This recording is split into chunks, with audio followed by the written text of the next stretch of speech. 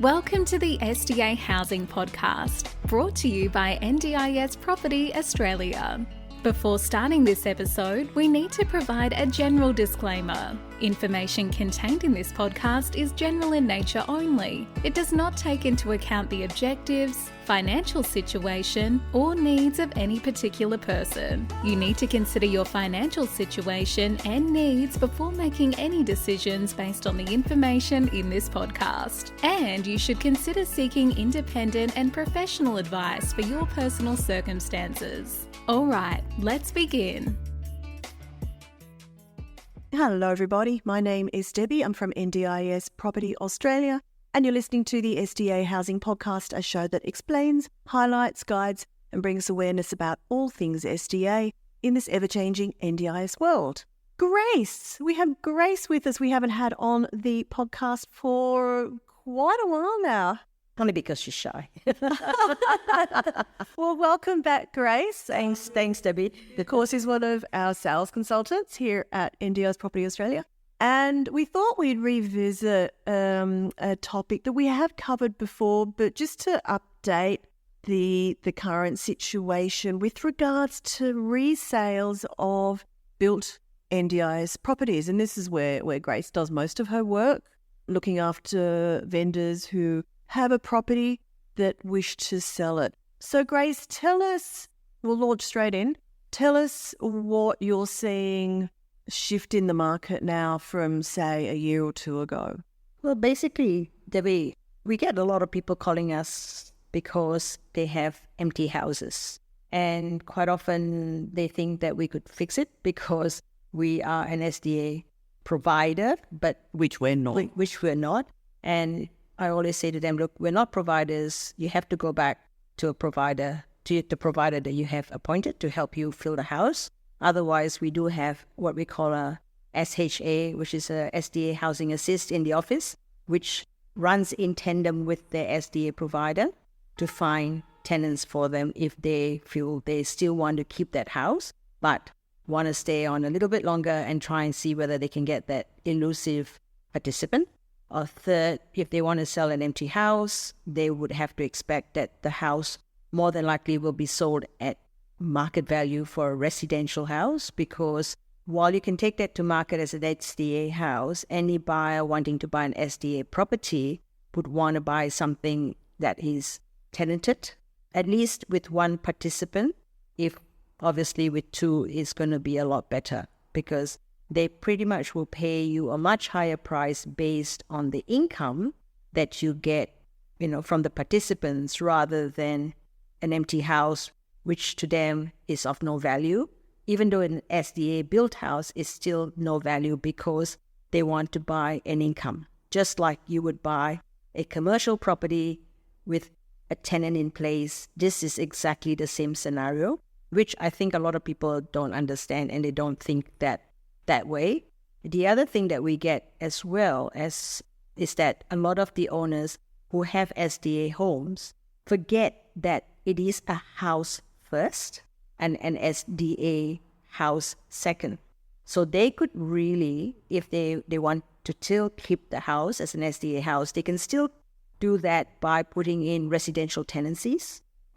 Admittedly, the income is not as high as what they would get on an SDA, but it's still pretty good as a residential house. I mean, it's no worse off than if you had bought a residential house of similar price and renting out as a residential. So it's not worse off. But for some reason or other, because down the track, they have been told and brainwashed that this house will give you $100,000 income or more. And if they have a house at say $800,000 and they're getting $500 or $600 a week, they feel that they have been cheated in inverted commas, and therefore the house is not good anymore. So and they want to sell it because they think, oh look, it's not giving me the $100,000. But if they stop and think logically, it's not a bad investment because it's no worse or no better than your average residential house. So these are things that people have to understand when the first thing that comes to mind is, my house is empty, I want to sell. Look, we find it really difficult to sell empty houses, and we don't really want to take on empty houses if we can, because we know that the result is not going to be as good as what they expect, and they can sell that house easily if they really tell me to sell, to take it to the local real estate agent to do that. However, we do have a huge demand for houses that are tenanted, right? Majority of the people that come to us now have realized that they don't want to buy and build off the plan because of the unknown, and they would want to buy a house that is tenanted, and they are happy to pay a slight premium for that because it gives them, I guess, comfort that they're buying something that has got a tenant. The lease is important as well, because now, I mean, there are a few things now that people never used to ask. One, they want to cite at least 6 months or more. Preferably, if you're selling, if you can get the tenant to sign a 2-year lease, that's even better still. I mean, even though we know that the lease is something that can be broken, but from the buyer's perspective, it shows some kind of commitment from the tenant that they're happy to stay there. And it should be noted that a tenant, an SDA-funded participant who becomes a tenant in one of these houses, signs a regular residential lease. That's correct, yes. It's not anything special. It is a little different in Victoria. Just disability leases in general in Victoria are slightly different. But essentially, it's just a regular residential lease, which would normally be 1 year, maybe 2. Yeah, that's right, exactly. So, I mean, in all intent purposes, it's a lease, yes, but, they can break the lease. And then you also have to remember with SDA tenancies, things can happen to the participant as well. So participant might be really sick and can no longer stay in the house, might have to move into an institution. That can happen, yeah, or passed away, exactly, yeah. So, I mean, and as we always say, high risk, high return. And this is exactly what it is. But, I mean, most of the time, things go quite smoothly. We haven't had really big dramas, except for a couple of cases where we've sold the house and participant passed away right in the middle of the transaction, so everything had to be rejigged. But, that is something that the buyers understood. The buyers were happy to accommodate, and the seller was happy to reduce the price because of what has happened, because they were paying a higher price for the income, and suddenly the income is halved, but that happens. But, at the end of the day, I think the sale and the listing process is very similar to any other property. It's just that we need a lot more information. Tell us about that, just so that buyers and vendors, people who are looking to sell a property, what do they need to be prepared to provide? What information? Yeah, so if you're wanting to list a property with us, normally what we would get from you are information about the certification. So we want to know whether the houses have, or rather we want to cite the as-built certificates, the assessment certificates, the occupancy certificates. We've also need a head lease. If you've got a head lease in place, we need to see tenancy agreements. We need rental statements for 6 months if the tenants have been there for 6 months.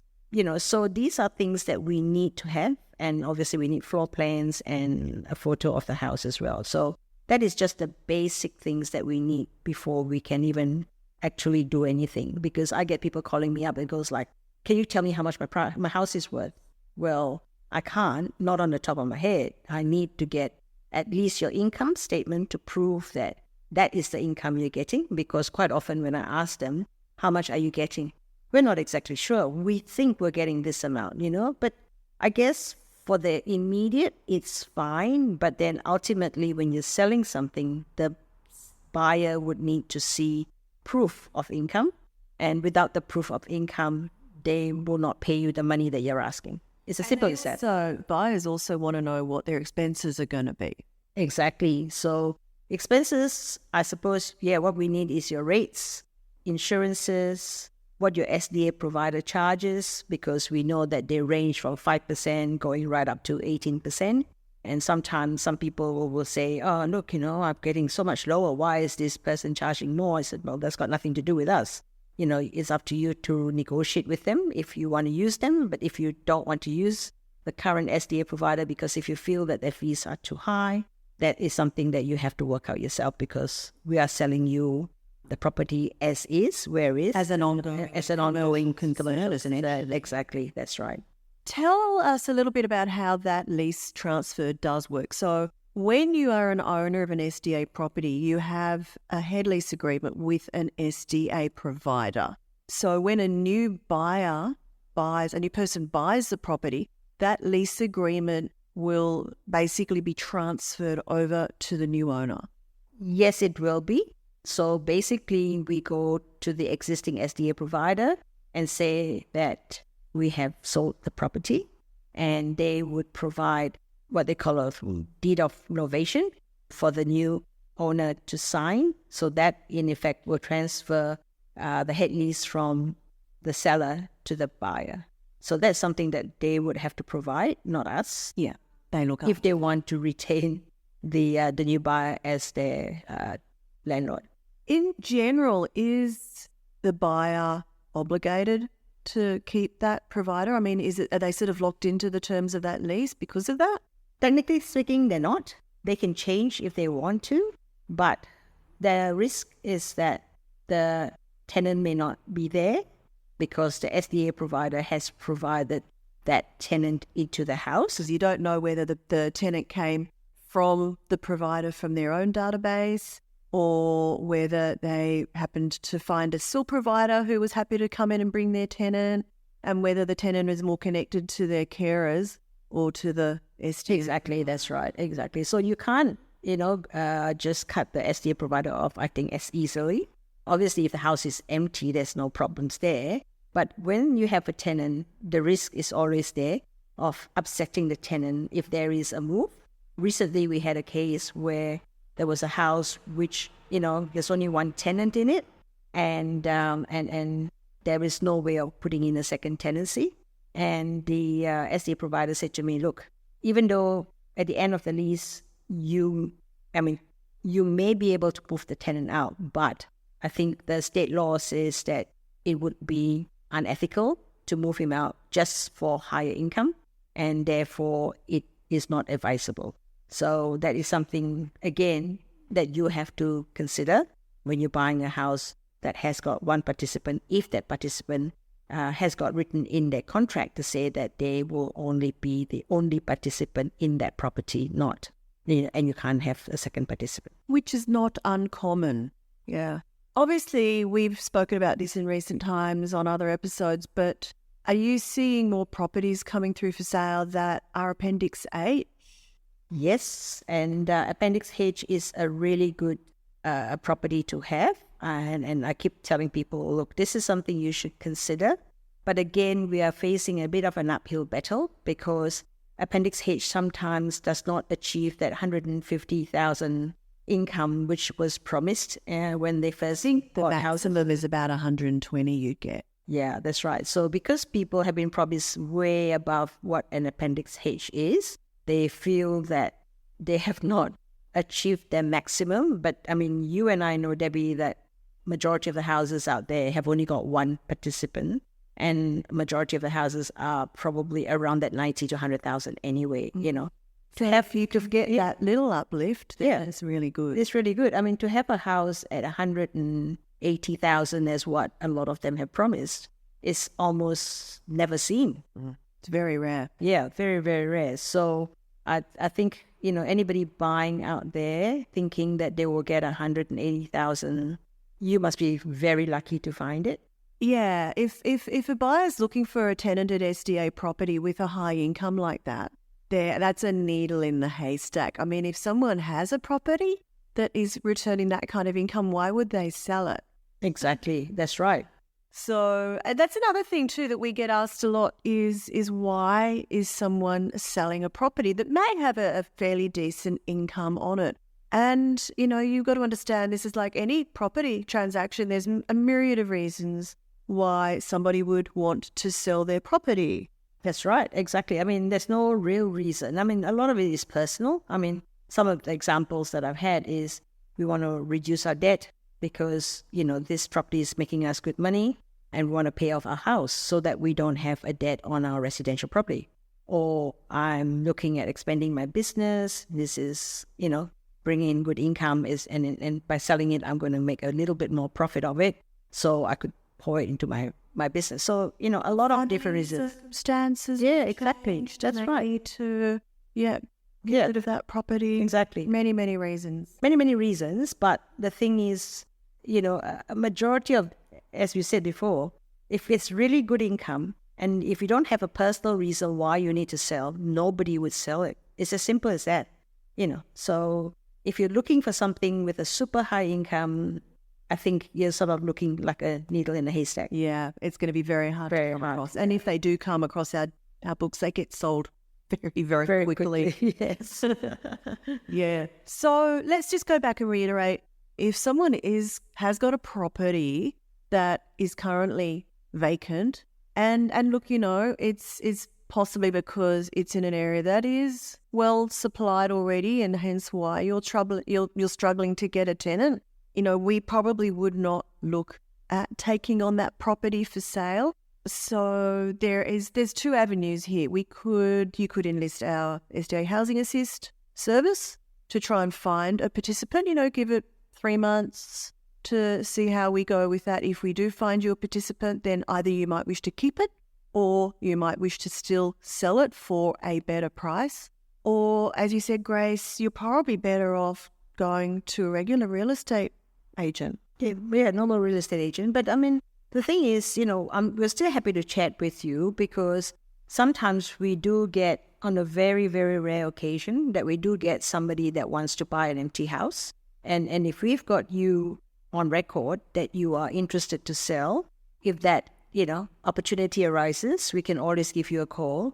Like right now, I've got a lady that's looking desperately for a robust house in WA. It needs to be ready and empty, because she's got 2 participants. She's a sale provider. She's got 2 participants that she desperately needs to put into the house. Yeah, and I was going to say that we're seeing a lot of interest now from providers that are looking to purchase properties, and they do want empty properties. Yes, right. So if you do have something, definitely give us a call and keep us, posted on what you have. And if the opportunity is there, we can still help you sell. But then just be a bit mindful that it will not be as high as what you would get if your house is fully tenanted. Absolutely. You are still, even to a provider who needs that house, they're still very aware of what market rates are, price valuations, house valuations are, and you're not going to be getting much of a premium on the property. Yeah, that's right. Was there anything else you wanted to cover, just so our listeners sort of have a good understanding of the resale market?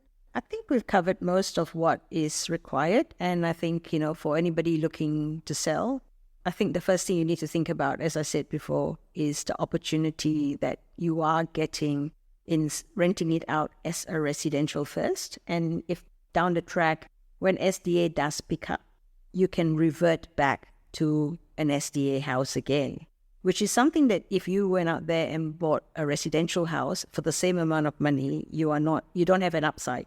And the opportunity to uplift is not there. Whereas a house like this can still... It's always going to be an SDA. There's a potential to uplift to an SDA if the opportunity arises in the future. So there is always that, that the chance that you could make more money. But once you sell it, and then it's gone. And this is actually quite interesting, Debbie, because I had a person who was talking to me the other day.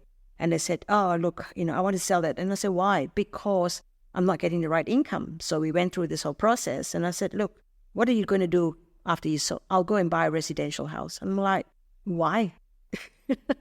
Whereas this one has got potential to give you 100,000 down the track. And it's still a house. It can still be rented as a house. So there you go. It's the mindset that people think that an SDA house is not a house, which I hope I have dispelled that today. Absolutely. And let's just reiterate that an SDA house is still a residential house, and you can still rent it as the owner to whoever you wish, through an SDA provider to SDA funded participants, or through a regular residential real estate agent to the regular residential market. Yep, absolutely. And obviously there's still houses as well. So it can be used as a house to a sales provider. Exactly. So you actually have got 3 options here. and I got Let's pretty just quickly touch on that SIL aspect. So there's a big upside of renting your property to a SIL provider. And just for those of you, just the terminology, SIL stands for Supported Independent Living. They're the providers that actually provide the daily supports and care to very high needs participants who may or may not have SDA funding. Now, a lot of participants that have SIL funding that need housing may down the track qualify for SDA. So if you rent it to a SIL provider and they have clients living in the house, there is a chance that those clients eventually will become SDA funded and they're already living in the property. Yes, that's right. So that is something to think of as well. So like I said, that's why the SDA house itself has got huge potential. And it's just a question of, well, I guess it depends on each person's financial position. But if you can afford to keep it, my suggestion is keep it, hold on to it for a little bit longer and rent it out as a residential house. And that will give you a little bit more, I guess, help, assistance with your some income, but not necessarily cover all your debt. But then I think with your debt, I'm not an accountant or a financial planner, but I would imagine that you could have negative gearing. That might help you out. You still have got a depreciation, which again can contribute to part of your income structure as well. So it's not all lost. Just look at it more objectively is what we're trying to say. Absolutely. Okay, Grace, I think that does cover it. Thank you so much for your time today and your valuable words of wisdom. Thank you, Debbie. And I hope that you all got something out of this. If you do have a property that you would like to talk about getting tenants in or selling, whether it is tenanted or not, do reach out to us at info@ndis.property or give us a call on 1300 254 397. Okay, thanks a lot, Grace. Bye for now. Thank you. Bye. We hope you enjoyed this episode. Please make sure you are subscribed and following us so you can keep in the loop with all of our upcoming episodes. We would really appreciate it if you could leave us a 5-star rating, a written review, and to share this podcast with those that could benefit.